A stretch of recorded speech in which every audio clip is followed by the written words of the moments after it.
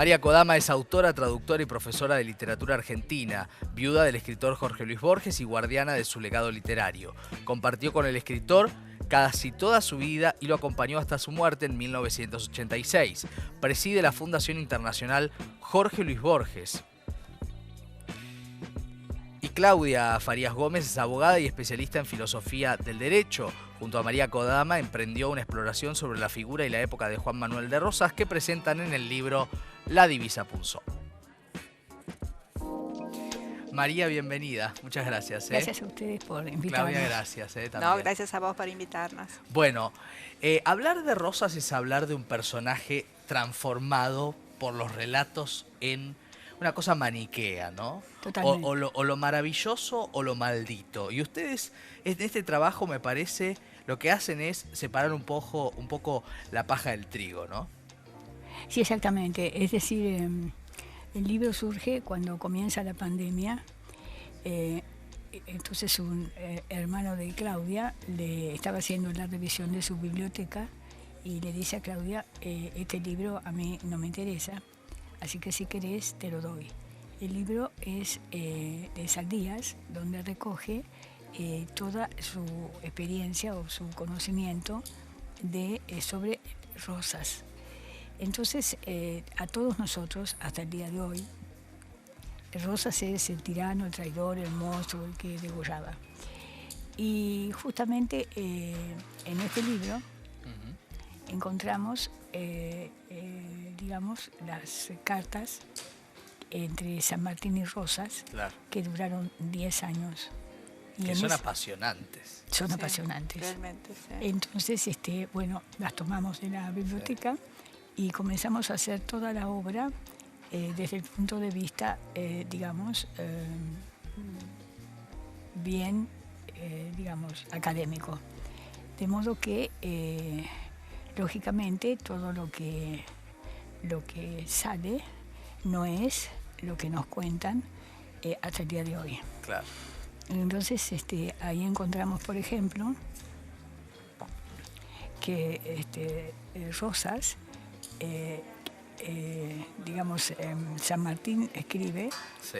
no solamente le da el sable corvo, sino que escribe, y cuando él se entera que decían que Rosas se llevaba de acá sus alhajas, esto y lo otro, Rosas, un hombre muy sabio, se llevó toda la documentación, que después forma parte de este libro. Claro. Entonces, muy inteligente, y era una persona totalmente libre. Claro, claro. Yo lo admiraba y tengo un amor por él desde que tengo 7, 8 años, porque mi padre, japonés, me crió de acuerdo a las reglas del Japón. Sí. Entonces, bueno, esto sí, esto no, esto yo ya dije todo. Si usted después hace lo que yo le dije, le di todas las reglas, que eso no le conviene, historia suya. Después conmigo no llore. Claro. Entonces, bueno, yo me eduqué de esa manera y ahí descubro por un compañero, digamos, un estudiante.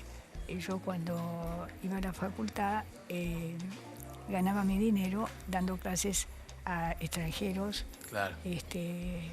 A diplomáticos. Y ellos, una semana antes de mi examen, no venga, usted tiene que estudiar, estudie. Yo gracias a eso pude terminar mi carrera. Claro. Entonces, una cosa muy, muy linda. Y de ahí surge, uno de mis alumnos me dice que en el siglo 600 había luchas campales. Entonces, digamos que los chinos querían tomar toda las tierras de ellos, pero había un ejército mucho más terrible que era justamente el de esta gente, ¿no es cierto?, que luchaba por su independencia y... Tosa tranquila. Esto después lo editamos todo. Claro, y era maravilloso porque justamente las mujeres tenían la misma prioridad que los hombres. Y yo vi un espectáculo que hicieron en Mongolia, extraordinario, que chicos, chiquitos y gente grande, en caballos pequeños, con el brazo extendido, llevaban un halcón de este tamaño, porque la gente que vivía en la ciudad necesitaba los halcones. Y entonces, y su tienda. Pero en un edificio uno ve un rascacielos y al lado ve las GUR. Es fascinante eso. Claro. Sí. Y todo esto se vincula en la memoria, ¿no? En la memoria de los pueblos, también con este trabajo sobre un Rosas que además me gusta mucho este paralelismo que hacen con Excalibur, ¿no? Por ese sable que le manda San Martín a Rosas, ¿no es cierto? Claro, exactamente. En su testamento, San Martín le deja, digamos, a Rosas nada más ni nada menos que el símbolo por excelencia de la independencia americana, que es el sable que a San Martín le sirve, ¿no es cierto?, en toda la lucha. Entonces eso es muy significativo, es muy simbólico, porque, digamos, el héroe máximo de nuestro país, ¿cómo es entonces que decide dejarle semejante símbolo al máximo monstruo, según Claro, el relato? claro. Entonces, de ese tipo de paradojas está plagada esta historia en particular, Claro. entre otras historias de nuestro país, ¿no? Total. Pero nos resultó muy interesante, y de allí la división en 4 partes del libro. Y también de allí, digamos, la similitud que hacemos con la obra de Aby Warburg. Viste que él en su Atlas Mnemosyne Sí, pone los sí. paneles. Sí, sí. Y de Esa es la idea del allí, libro, claro, sí. de allí surge lo que él llamó la pervivencia de lo pretérito.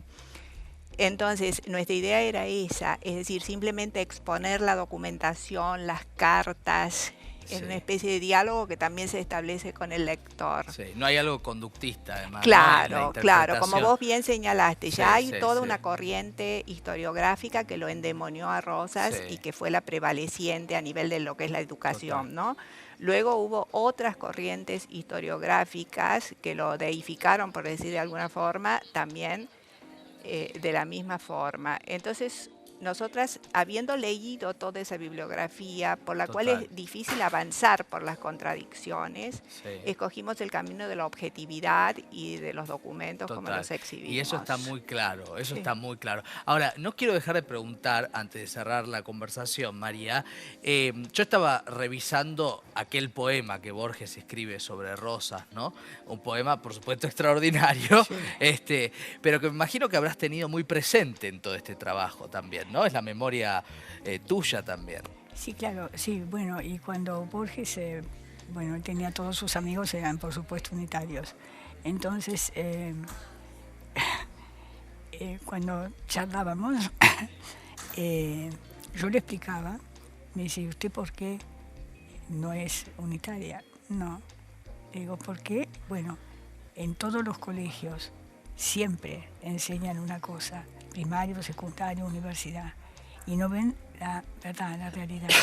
Ese hombre que luchó por su patria, que tuvo el coraje de anotar como hijo de una prostituta y de él a un hijo que había tenido su sobrina,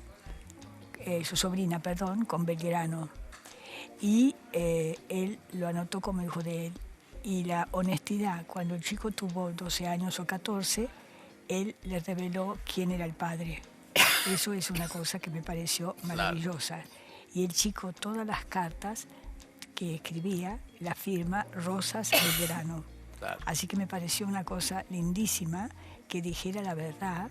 Por fin, claro. Y que lo hubiera adoptado en un momento en que hubiera sido un escándalo eso. Total. Sí, así que por esas razones es que la figura de Rosas para mí es muy importante. Total. Porque es libre. Total, es libre y además es una figura para no encasillar, ¿no? Como todas las figuras de la historia, que a veces se simplifican tanto que pierden la relevancia que tuvieron. A las dos, un placer haberlas recibido. Muchísimas No, gracias. muchas gracias a vos. Gracias. Sigue el programa en un ratito nada más, hay más encuentros, hay más propuestas en Biblioteca IP. Ya volvemos.